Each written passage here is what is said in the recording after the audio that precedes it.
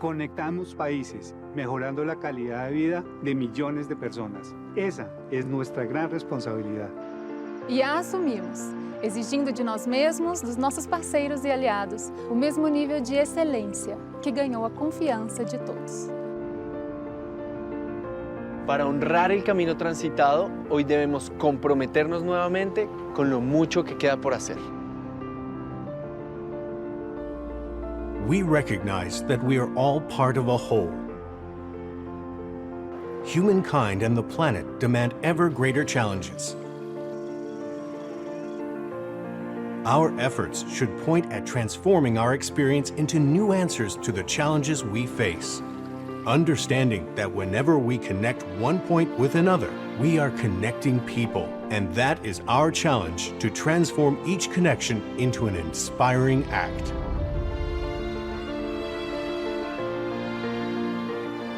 If we are aware that we are all one and the same, there is connection.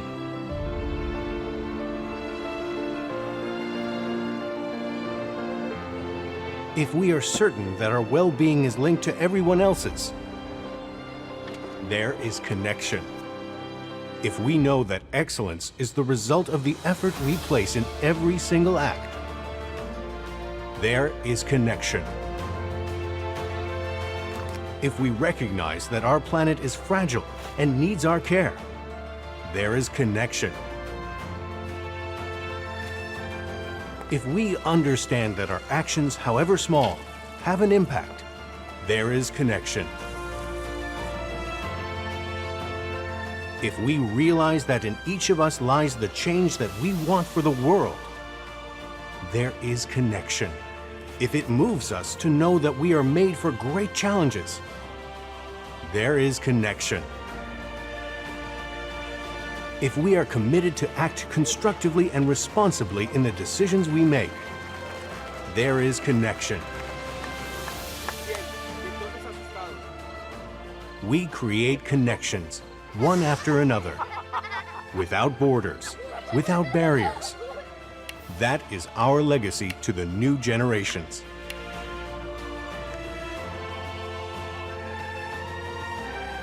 We are convinced that if there is connection, there is life. Let's celebrate. ISA, connections that inspire.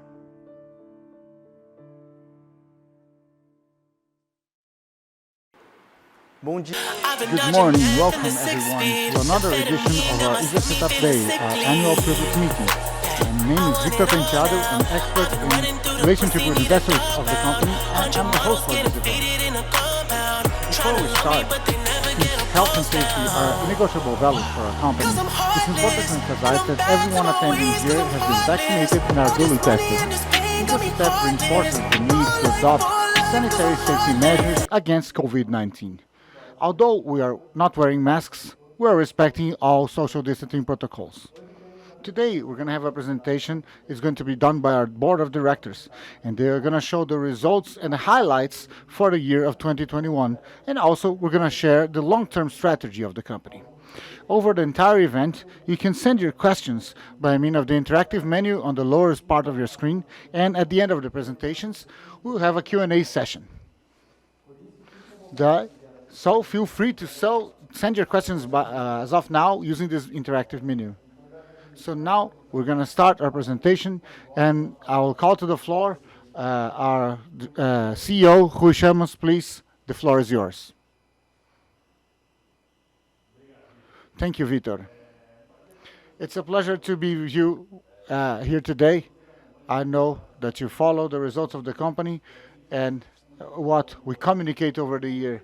Today, especially in addition to present our financial results, like Vitor just said, we're going to show our long-term strategy and our mission of following and keep connecting society and generating sustainable value to all. I would like to start by explaining to you and letting you know who Grupo ISA is. It's a multi-Latin group with business all over Latin America in 3 segments. Energy transmission, we're present in Brazil. Roadways, where we have been is in Colombia and Chile.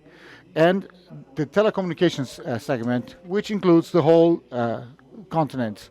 We have business in Colombia, Peru, Chile, Brazil, and Bolivia, with more than 48,000 kilometers of transmission lines and transforming capacity of more than 100,000 MVA. It's a very representative group, and that is where CTEEP is. We're a transmission company responsible today for transmitting 33% of the energy of the country. We're present in 17 states of the country. We're responsible, since it's founded in the state of São Paulo, for 94% of the São Paulo state's energy, 81,000 MVA of transforming capacity, and more than 22 kilometers of lines connecting our entire country. More than 140 substations, more than 25,000 kilometers of circuits. So we're a huge company, and now today we're the largest private energy transmission company in the country. If we look at our presence, we have in operation 19,000 kilometers of lines. In this map, you can see all the points in which the company is present. We have more than 130 substations in operation, 3.3 billions of annual revenue generated by these assets that are already in operation. You can see there's a large concentration in the state of São Paulo, and great developments in other states as well, with presence in Paraná, Santa Catarina, Rio Grande do Sul, and then Minas Gerais, connecting to the northeast of the country, and a very important connection with Rondônia, where we have a participation in the interconnection with a direct current circuit, which is extremely relevant for the interconnected national system. In addition to our projects and our brand, which is already installed, we have projects that are being under construction. There are 9 projects you can see here, 3 of them with a partnership with Taesa, Minas, Bahia, and Paraná, where we have 50% of the projects. The other projects are 100% CTEEP. It's 1,700 kilometers of transmission lines under construction. Most of these assets will be ready over the next year, and they will generate altogether 500 million reais in terms of additional revenues for our company.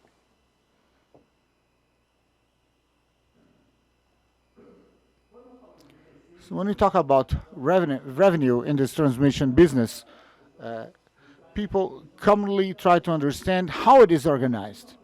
And since we have 2 types of assets, we have renewable assets, which are renewed some contracts due to the privatization that happened in 2006 for the company, and some bidding contracts, which are projects that we have in ANEEL auctions. I'm going to explain now how is the evolution of the revenues of the company. In this chart, you can see on the left side the revenue of auctioned agreements.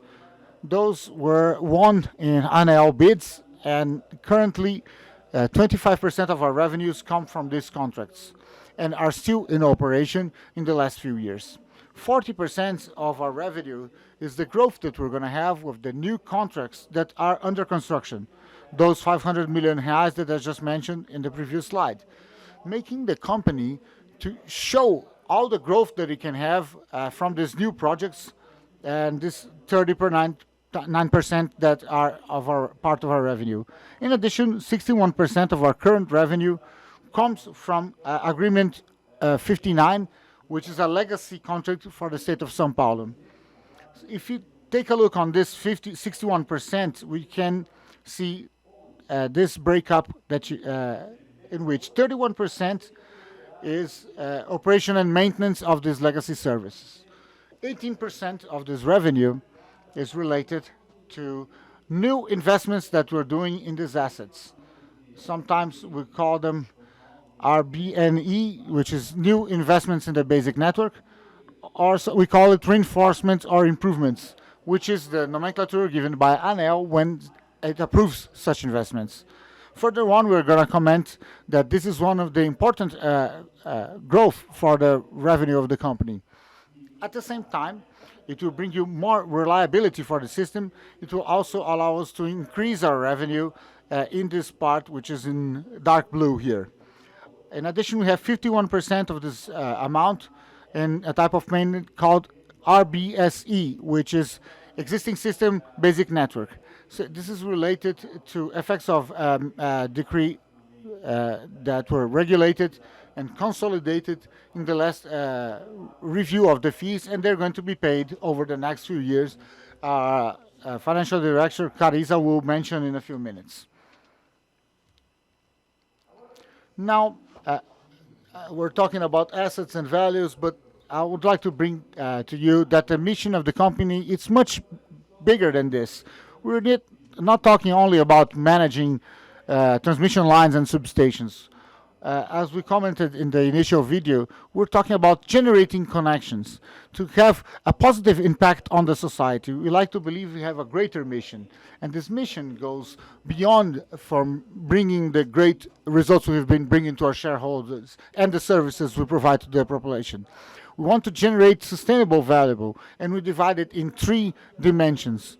I start by saying of generating shareholder value, but we want also to make a positive social environmental impact so that our practice can overflow to the society and positively affect how we operate in Brazil. And the society can also learn how to act in a different way and also ensure corporate longevity. This is very important because together with generating shareholder value, it gives a dimension of time, durable value.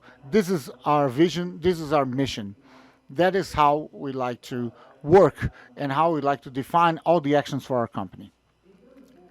Now I'm going to talk a little bit about ESG, and I'll go back to the previous slide.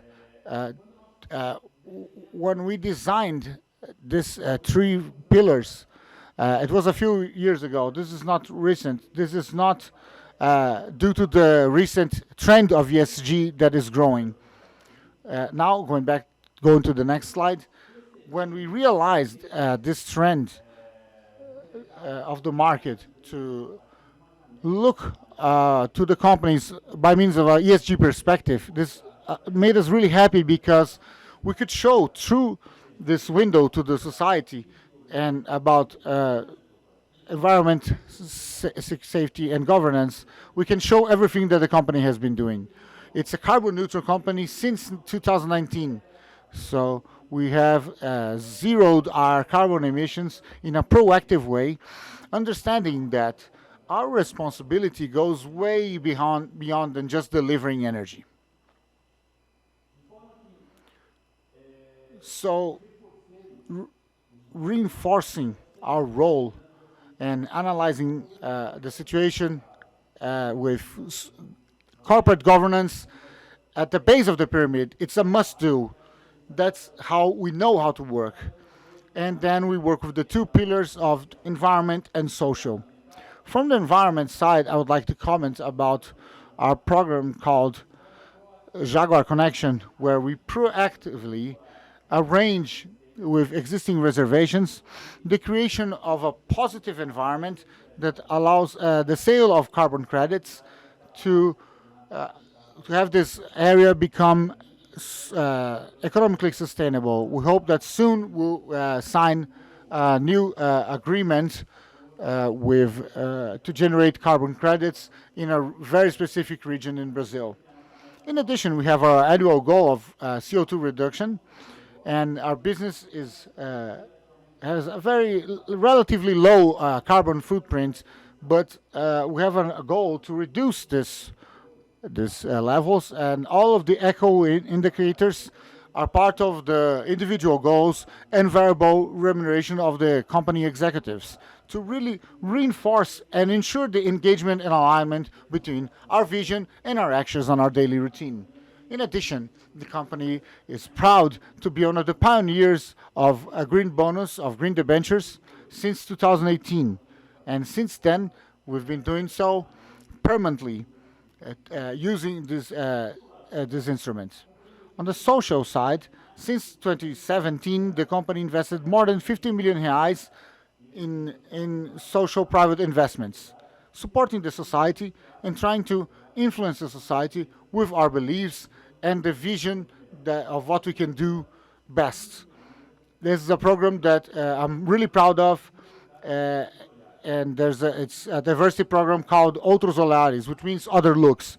We're working to bring more diversity to our company. You're gonna be able to share that the board of directors who are going to present the results here is 60% women, so it's 3 women and 2 men, bringing diversity, bringing other perspectives, other views on things that allows us to develop much stronger and do our work.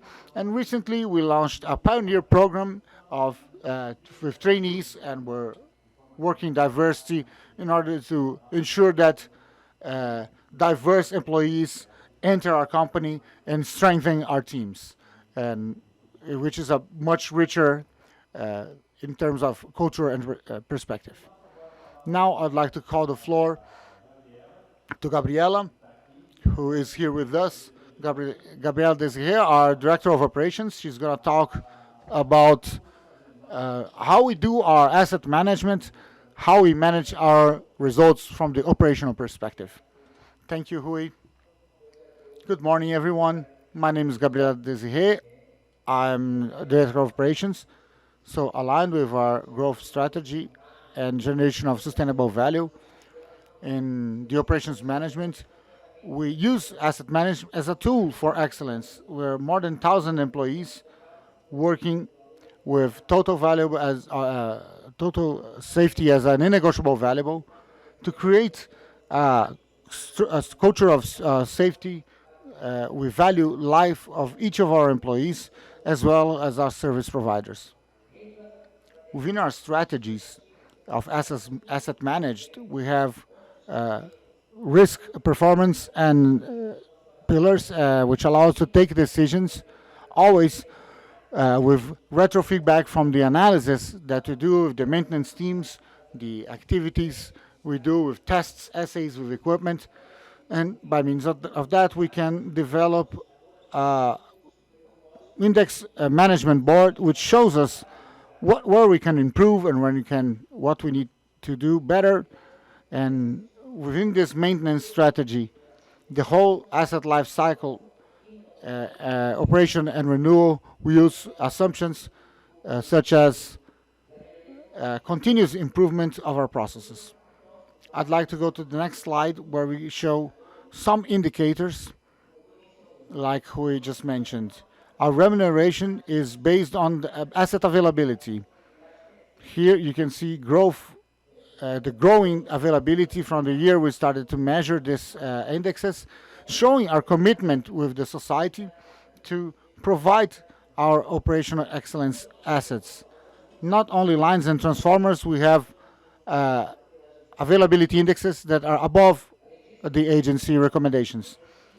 In addition, we follow the energy supplied by our assets in order to minimize impacts on the society by means of actions, by means of maintenance plans and our asset renewal plan. Reinforcing our commitment with digital transformation, we're investing in new technologies. We are using more and more technological resources to feed our database and speeding up and bringing more quality to our decisions. We already use technologies such as drones to collect images, for example, and therefore to have a very accurate diagnosis of defects that are still in the early stages. This reinforces our commitment with the safety of our employees because we can avoid a lot of climbing into the structure because we use the drones to collect such images with much more accuracy. This also requires a robust database with such information, which allows greater analysis capacity with better quality to take the decisions. We also have a control center with technologies that reinforce the decisions that our operators take with information with a database that brings some capacity so that in the future we use the Internet of Things to take our decisions. Our technological transformation is ongoing and our digital transformation is being included in our daily operations. So reinforcing this whole culture of innovation and new technologies, I'd like to call the floor to Silvia Wada, our Director of New Business, and she's going to talk about our pathways to growth and our innovation processes. Thank you, Gabi. So before I start my presentation, I'd like to remind you that you can start sending your questions for the Q&A session that we're going to have after the presentations. So Gabriela showed how we can generate value by means of our operational assets, operational management of the assets that we already have. But I would like to talk now about how we can generate even more value by the growth of our asset base. Our growth has three pathways that we follow. Reinforcements and improvements, auctions, and M&As. In reinforcements and improvements, we already invested in 9 months in 2021, 244 million. This represents, in respect to the same period of the previous year, 2020, an increase of more than 90% of these investments. We already have, for the next 5 years, authorization by ANL to invest an additional 2.3 billion reais in reinforcements and improvements. Until 2030, the National Energy Plan disclosed estimates an additional 60 billion reais in investments. Talking about actions, the auctions promoted by ANL, we invested this year 791 million. We're speeding up this type of investment, and we want to end 2021 with a value that is higher than what we had in 2020. And in turn, we have 9 projects that are under construction. Our projects director is going to explain later on. And in addition, we're always prospecting and preparing for the new auctions. Because the PDE, our sectorial plan, there's an estimation that we're going to have an additional 30 billion in investments with new auctions. So the next auction is going to be next week on the 17th, and we're studying and preparing ourselves. We've done rigorous analysis of all aspects, environmental, engineering, and so on, to look for the correct profitability for this auction, which will have 5 batches of a total capex of 2.9 billion. Now, talking about M&A, which is acquisition of existing assets, either operational or projects that are being constructed. One of the examples that we closed in the first quarter of 2021 was the acquisition of Piratininga Bandeirantes, which is an energy transmitter. We call it PBT. It has been a very synergistic negotiation, a line that connects 2 assets that are already owned by CTEEP, and it has 1.9 billion reais in terms of value. We're still paying attention to all the opportunities that appeared in the market, and that will allow us to have the profitability we think is appropriate for these investments, amid a very competitive environment that requires a lot of discipline by the company. But we believe that our scale, our efficiency, and balance that CTEEP has put us in a privileged position to act as a consolidator in this market. So with these 3 components, we reached a total investment of 2.9 billion, so we exceed 2.9 billion in the accumulated for 2021, and we can see the expressive acceleration of investments over the years here, showing the commitment of the company with the expansion of the electrical sector. Now, talking about the future, what are the main challenges that we have ahead? The growth of renewable energies and distributed distributed generation and electric vehicles will require adaptation in our network so that we're able to continue having the same level of reliability of the system. This will require more operational flexibility for the network.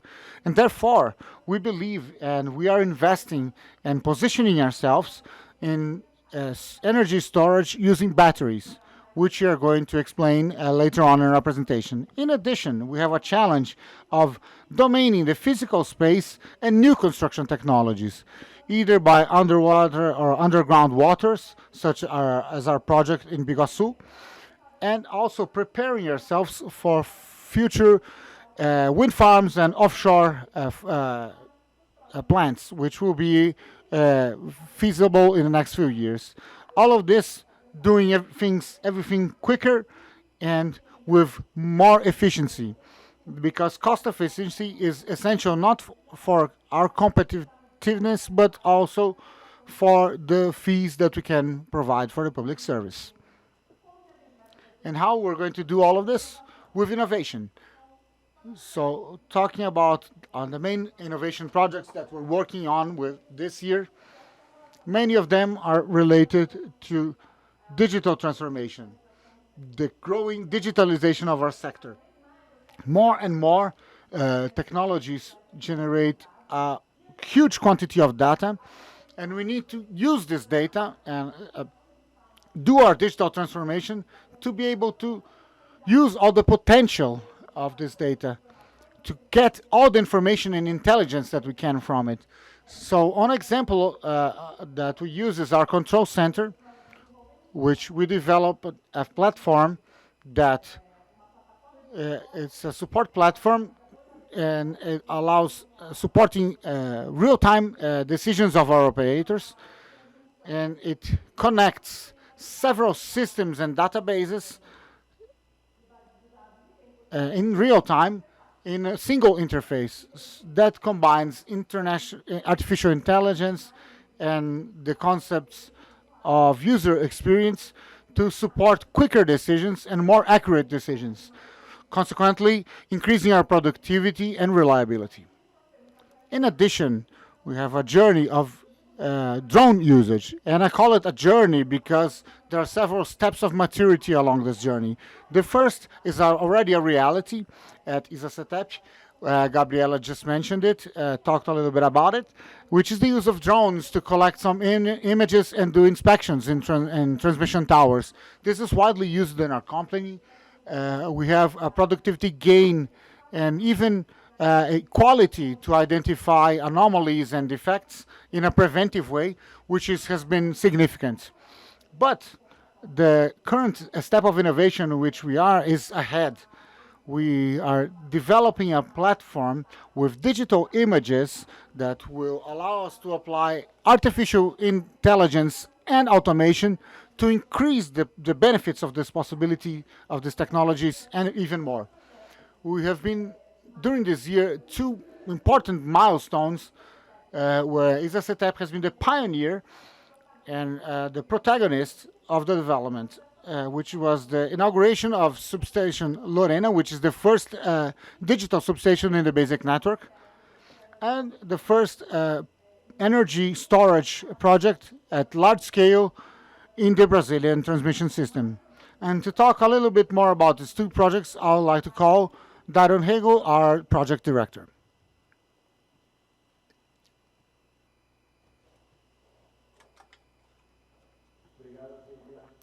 Thank you, Silvia. It's a pleasure to be here with you. Like Silvia just mentioned, I would like to first to share two important achievements that we have during this year regarding our innovation pillar. First is the Lorena substation. It's the first digital substation of the basic network. So I'd like to invite you to watch this video, which is going to explain this project. Please play the video. O Vale do Paraíba, no estado de São Paulo, detém um dos maiores polos industriais do Brasil. A região é uma força propulsora da nossa economia e desenvolvimento. E para apoiar essa região, entra em operação mais uma importante obra da CTEEP. A interligação elétrica Itapura Subestação Lorena.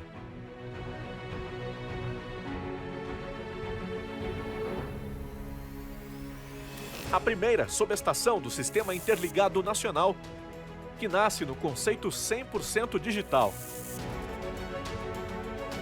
Um marco que merece ser comemorado pela inovação e digitalização.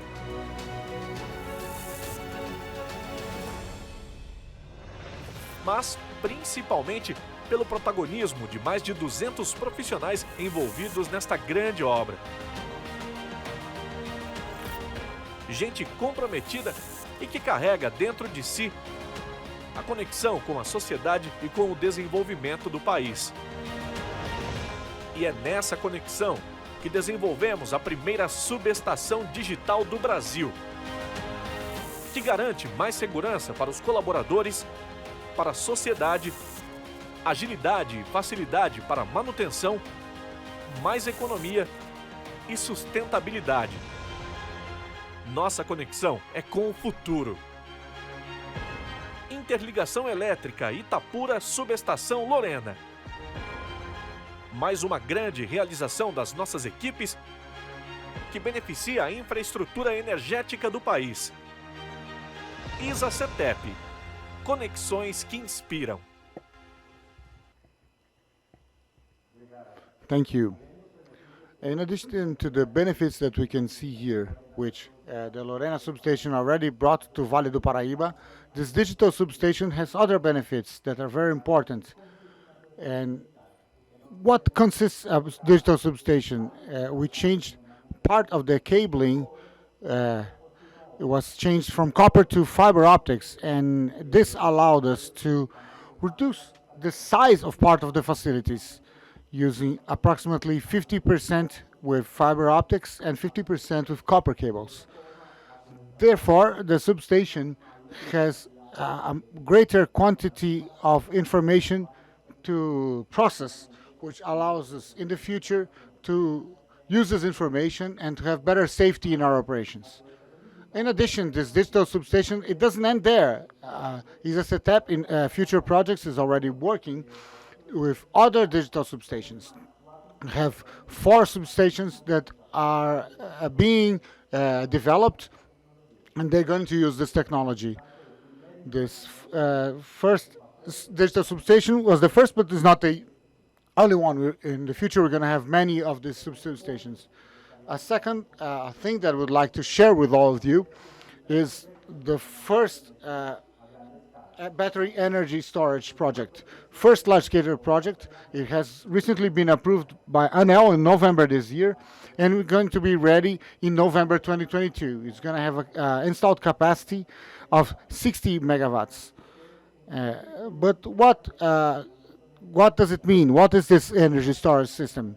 This energy storage system consists of, it stores the power when there's low demand. It's going to deliver this energy when the system requires at peak demand. Therefore, it allows meeting the demand, especially in peak hours and peak seasons, such as Christmas, Carnaval, and the end of the year. Because the network in the south of São Paulo, where we're going to have this substation installed, the network is not able to meet this demand during the seasons. So these batteries will be able to deliver this energy that the system needs during these moments. This will allow us to avoid possible outages. In addition, it will allow us to replace part of the diesel generation, which could be needed to meet these demands. Batteries have low environmental impact, and they're implemented in the existing facilities. In addition, the batteries brought another very important point, which is the high mobility. And what does it mean? After attending this mission in this substation for a few years, these batteries can be displaced and installed in other points of the network as required by the system. Therefore, having this mobility is essential to serve different parts of the network as required. Finally, as already been mentioned, this type of technology will allow the integration of renewable sources, and these sources have a variable curve, and it can be supplied by the batteries. Therefore, we're starting the first project of batteries here in Brazil. But what we just saw with the Lorena substation and these batteries that we're going to install has brought us to ISA CTEEP a new way of doing things. It's one of our pillars of is innovation, and moving forward, it will make us even more competitive. Thank you. So now let's take a look at the status of the projects that we have under construction.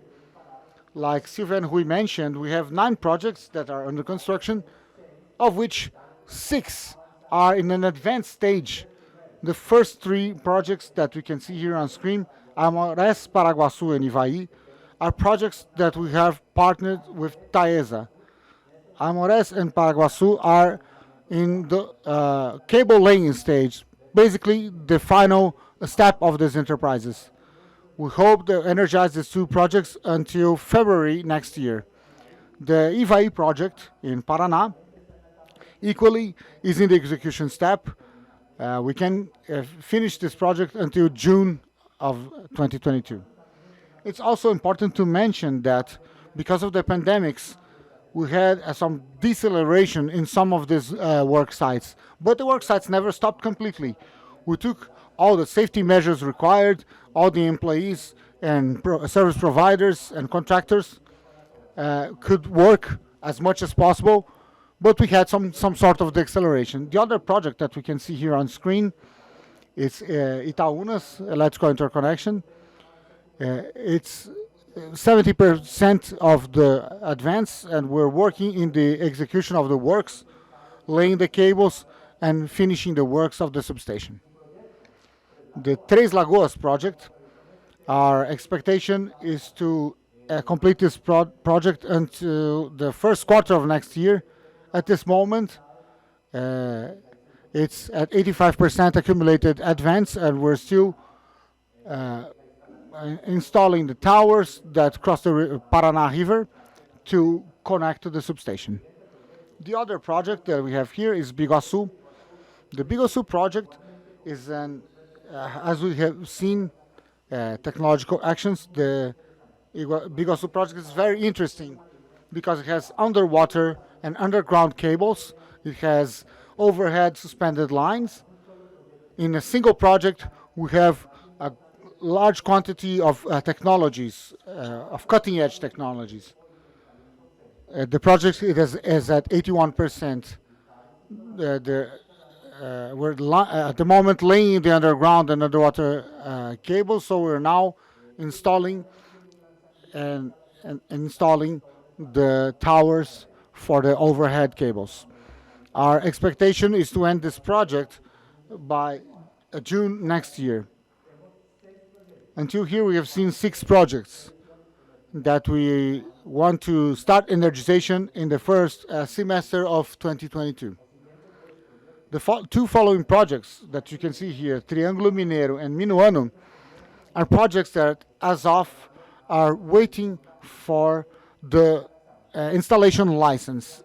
In the case of Triângulo Mineiro, we believe that the license will be obtained in the next few months, possibly January or February next year. Everything is delivered. We have delivered all the documents, information, and we believe that we'll obtain this license soon. In case of the Minuano project, we already have the installation license for the substation, and that's why it's ongoing. We are building the substation at the moment. It's still pending because the installation license that we need for the lines, but we believe it's going to be ready in the first quarter. We expect to end the Triângulo Mineiro and Minuano projects until 2023. And finally, we have project Riacho Grande. And this has been, we won this project in the auction December last year. And as of now, we're executing all the engineering part, procurement, and negotiations for the environmental license. The project is expected to enter in operation until March 2026. So, therefore, we have the status of the projects. All of these projects are complying with the portfolio and the business case and the expectations we had. Now, all of this growth that you can see here, added to the improvement and reinforcement projects, we have revenues estimated of 300 millions of reais, and we need strong financial robustness. So now I'd like to call the floor Carisa to explain our financial results. Thank you.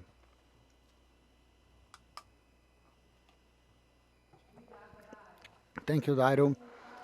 I would like to start by thanking everyone who's watching us at this moment, more than 300 people. I have the pleasure to present those results to the audience.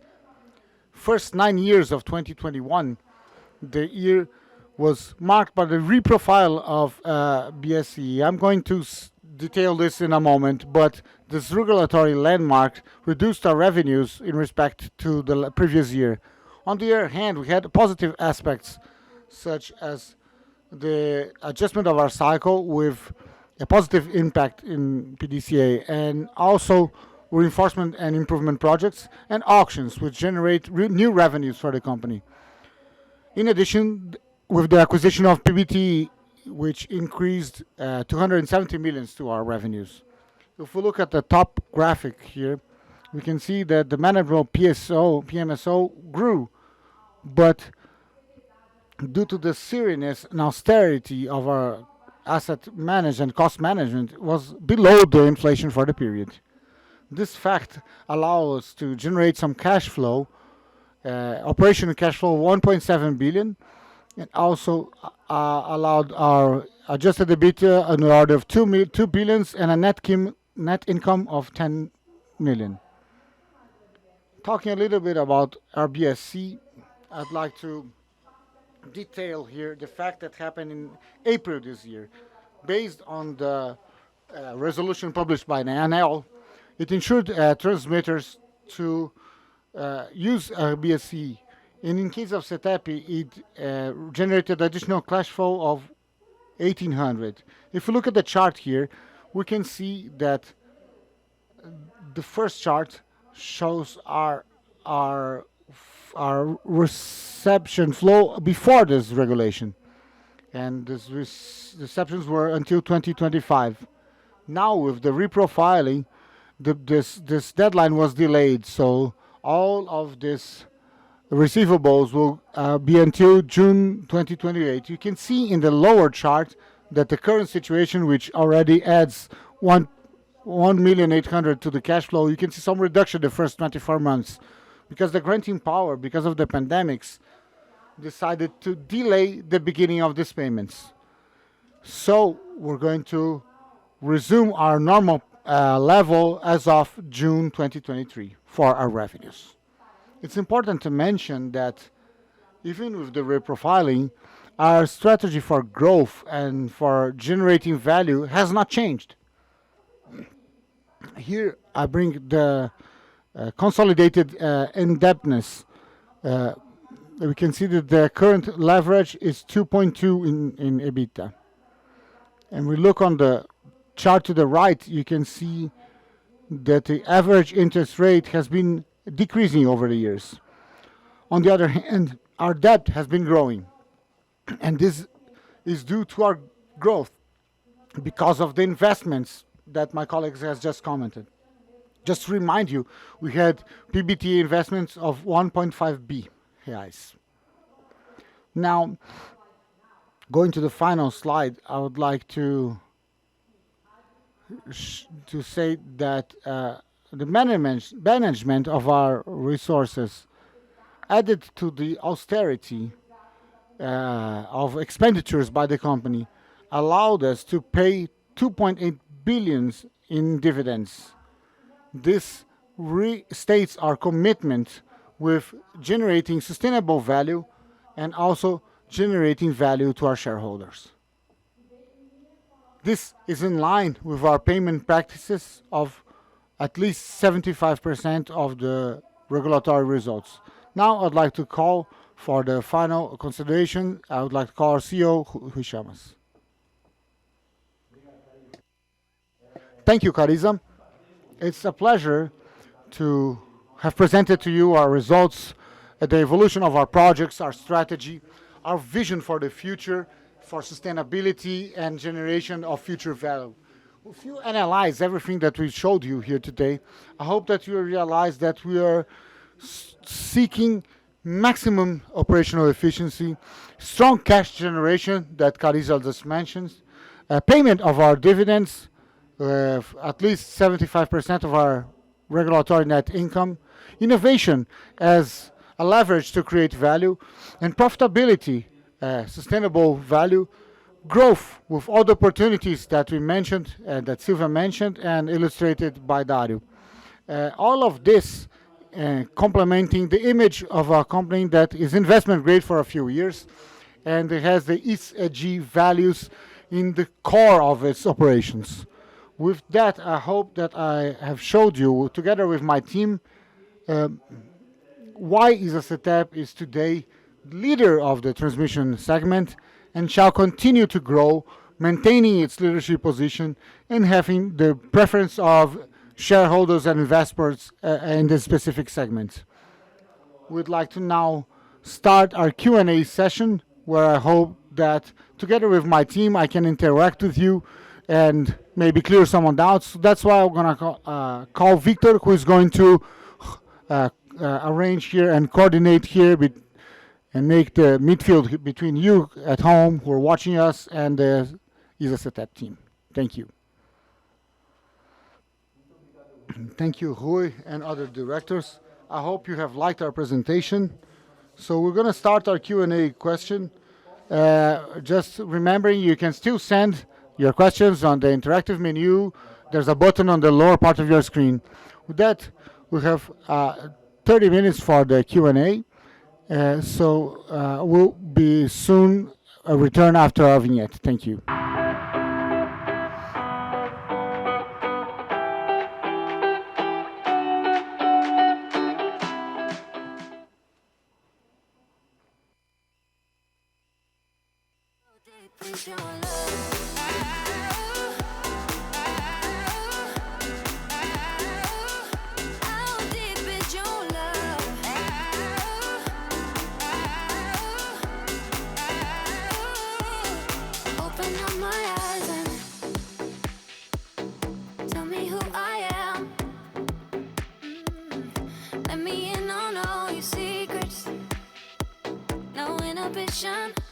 No sin. How deep is your love? Is it like the ocean? What devotion are you? How deep is your love? Is it like Nirvana? Hit me harder again. How deep is your love? How deep is your love? How deep is your love? Is it like the ocean? Pull me closer again. How deep is your love?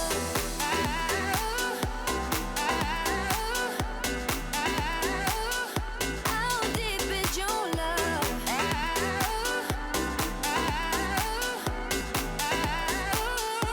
How deep is your love? So tell me how deep is your love, can it go deep? So tell me how deep is your love, can it go deeper? So tell me how deep is your love, can it go deeper? How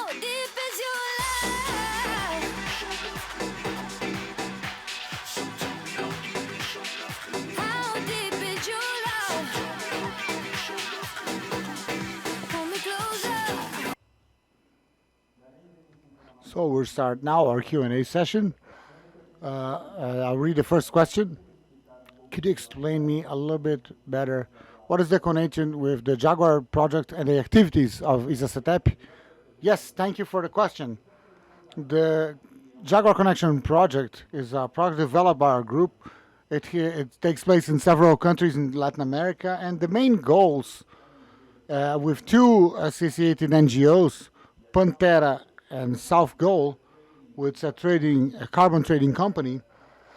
The goal is to catalyze possibility of areas which are already preserved to develop themselves by selling carbon credits. We've been doing so even before this discussion of carbon credits become so intensive in the society.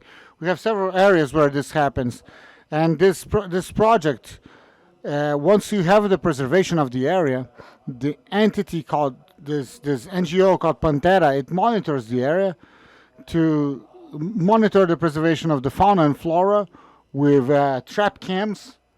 They follow the movement of the animals in that area. And when in a given region we find jaguar or onça, which is in Portuguese how we call it, it means that the entire food chain has been preserved in that region because this animal is the top of the chain. So for us, the Jaguar Connection program, as represented by the jaguar, it's the best confirmation that we were able to preserve that region completely and ensure the reduction of greenhouse effect gases and preservation of fauna and flora. Thank you, Rui, for your answer. So let's go for next question. Hello, could you talk a little bit about the business with Ecopetrol, how it's going to affect ISA and the other shareholders? Yeah, I'm really proud to comment about this project. There has been a negotiation with the participation of the Colombian government, which owned 51% of ISA's shares, with Ecopetrol. This changed the control of the company, which controls ISA-CTEEP, which does not affect how we manage our company in Brazil or the strategy for the company in Brazil, and the electric energy transmission business that we lead here at ISA-CTEEP. So no impact. I see this as neutral for our company and for all its shareholders. Thank you, Rui. We have a few questions about dividends. I'm going to try to gather them. We're going to have distribution of profits and dividends. And what is the dividend payment plan for 2022? There's another one. Wouldn't it be more interesting to change dividend payment for monthly, because it could be monthly and the multiplier factor would happen quicker? Yes, Victor, thank you for the questions. When we talk about dividends, the company adopts a specific practice that we foresee the minimum payment of 75% of the regulatory results. And this has been good for the model for this year. But during this year, we have the end of the last quarter, which in fact will generate some additional dividend payment. For 2022, we don't have expected schedule for payments. What we have is our commitment with our practice to meet the limit of this restrictive covenant. Thank you, Carisa. Before the next question, I remind you that you can download the presentation in the interactive menu below our video. The next question, based on the intention of the company of being a highlight in ESG, do you intend to migrate? Yeah. Yes, currently the company, like Rui said, we have the commitment with ESG, and this is in the DNA of the company, but we understand that our governance and ESG issues are aligned with what the company believes and the company values. So there's no need to do some migration at the moment. We intend to maintain our governance level 1. The next question: is there a wish to sell the share of CEMIG at Taesa? Is there interest in ISA for this participation? This is a question that must be asked to ISA. If you don't know, the Taesa company has the co-control between CEMIG and Grupo ISA, and this is not directly connected to ISA CTEEP. If there's any business that will happen, the decision to adhere or not to this eventual negotiation belongs to our controller, so not to ISA CTEEP, so I can't comment. Sorry if this is an answer that I can't give you much more information. Okay, next question. For the fourth quarter of 2021 and first quarter of next year, is the leverage inside our goals? The high indebtedness can affect the distribution of dividends for 2022. Congratulations for the results for 2022 and success in 2022. Yes, the leverage foreseen for the fourth quarter of 2021, the first quarter of 2022, is according to our forecasts. And like we mentioned, the leverage, our most restrictive value today, is 3 times the net debtness EBITDA, but the accumulated for the last few months has been 2.2 in net debtness EBITDA. So we have some gap, and we see that there will be no risk of not paying dividends because of this issue. Okay, thank you. The next question. The introduction of digital substations changes the cybernetic risk of the system, and how is going the battery project be remunerated? Do you believe that this rule will be the same with the regulation of the sector? I suggest the first part of this question about cybernetic risk is answered by Gabriela, because she is remotely, but she's already here with us, and then we come back for the second part of the question. Thank you.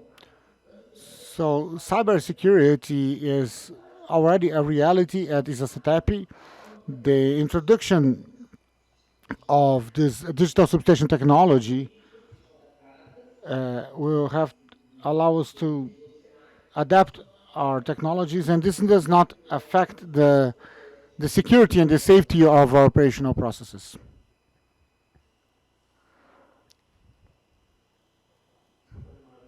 Regarding battery remuneration, for the second part, the battery remuneration has a ceiling capex, which is defined as 144 million as of June this year.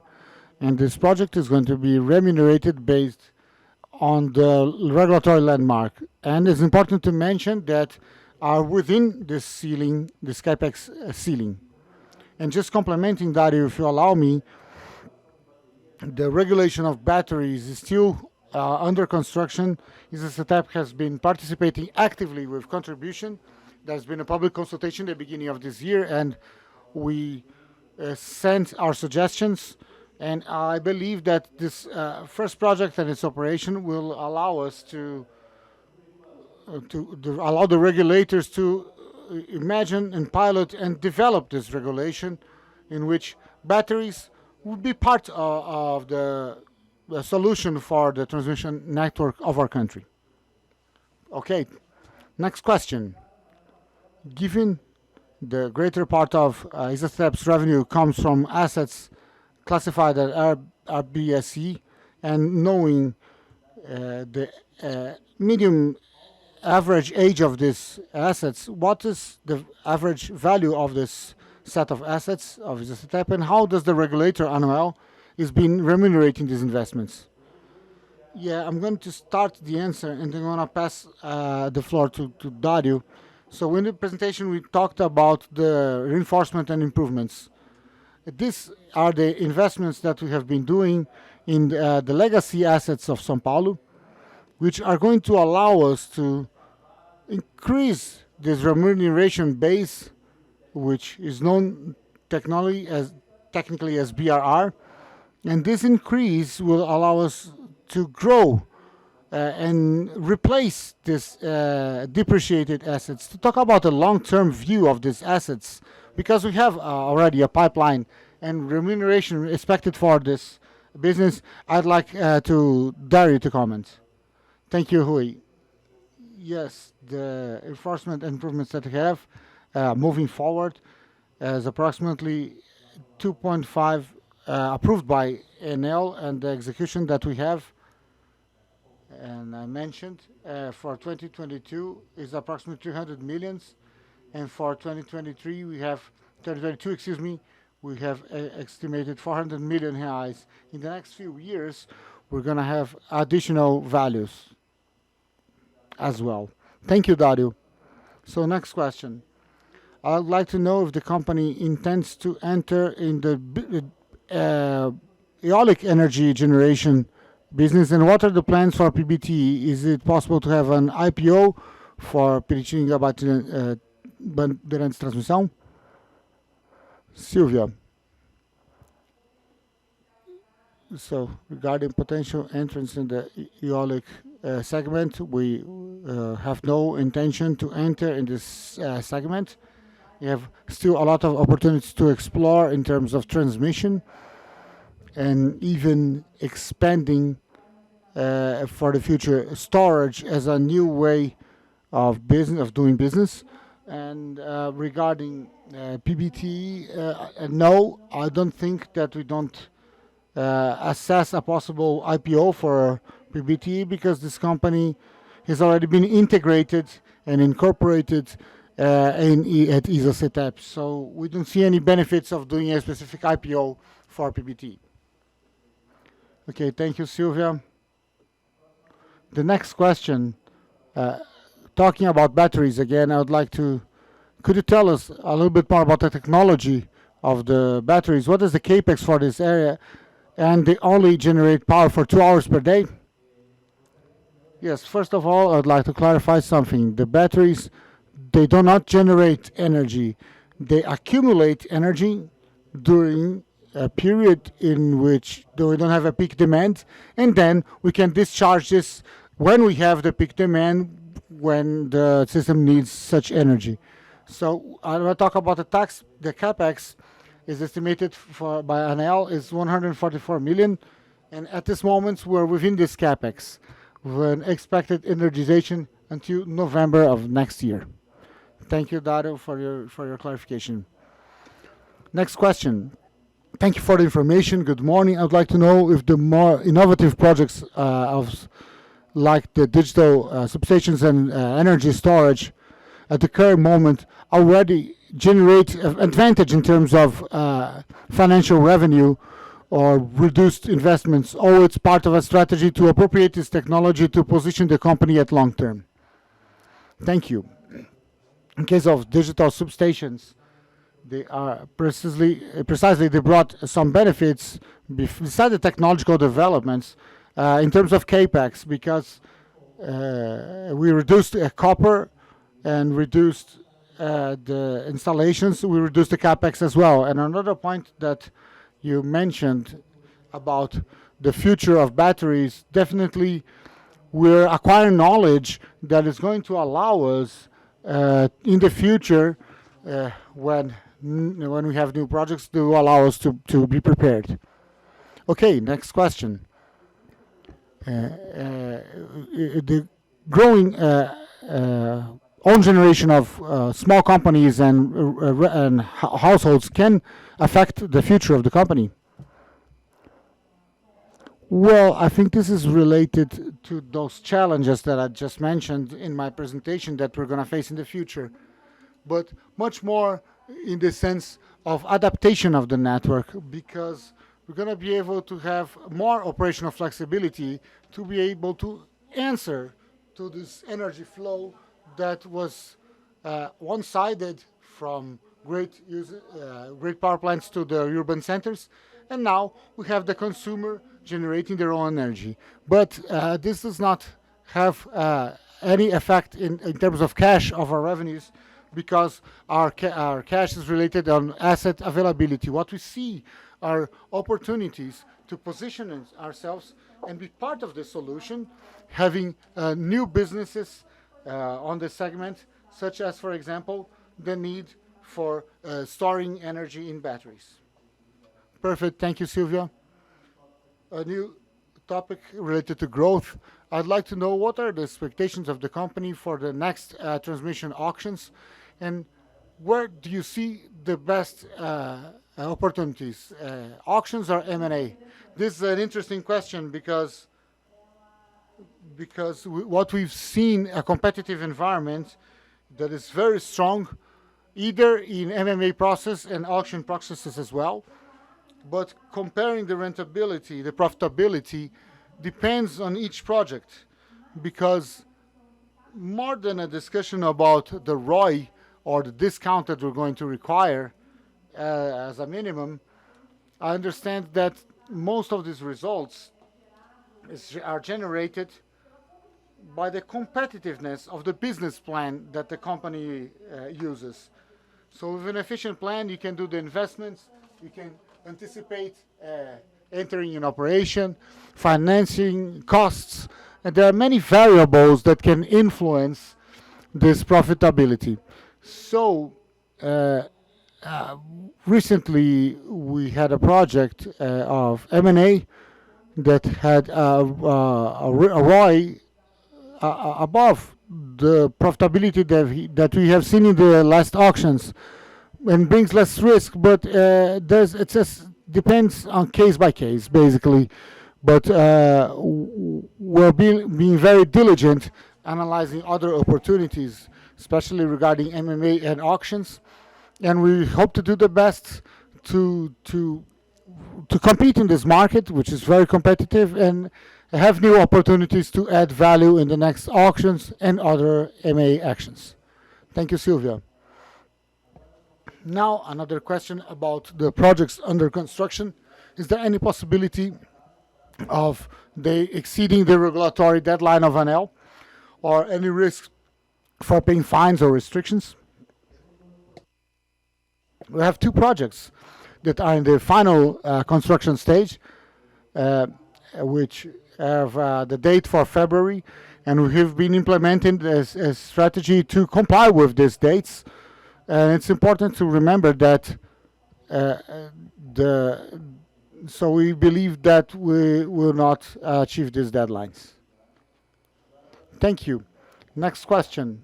We have a higher EPCA scenario. What is the financial result and increased cost for 2022? Thank you for the question. It's important to emphasize that the company revenue is linked to EPCA. So we have a natural hedge. So as the costs increase for IPCA, the company revenue also increases. Talking about the auctions, currently the company works with going into the auctions with the pre-established costs with its suppliers, which ensures us a low impact in the IPCA function. Of course, when we're talking about the financial results of the debt, there's an impact there that we expect to compensate with management of the cost of the company. Thank you. So let's go to our last question. Are there any actions ongoing as a step to mitigate the risks of supply chains in the electric chain due to the pandemics that could affect the replacement of assets that are in the end of their life cycle and their enforcement and improvement projects? Yes, I'd like to also mention that for 2022, the projects that are going to execute in terms of reinforcement and improvements are already hired. We've done this during 2021. Hard work with our suppliers to ensure the supply chain for 2022. Everything is hired and already defined. For the next few years, CTEEP has umbrella contracts that provide for these deadlines. Thank you, Dayron. I'd like to thank all of those here and other directors. I'd like to thank all of you for the interest and flexibility of following our event. A little bit more about our company. I'd say here that the investor relationship team is at your disposal for any clarifications. The presentations that we did today is available on our investor relationship portal, and you can download it from the platform itself using the interactive menu right below your video. We're going to end our event right here, so I'd like to thank you, everyone, and have a nice day.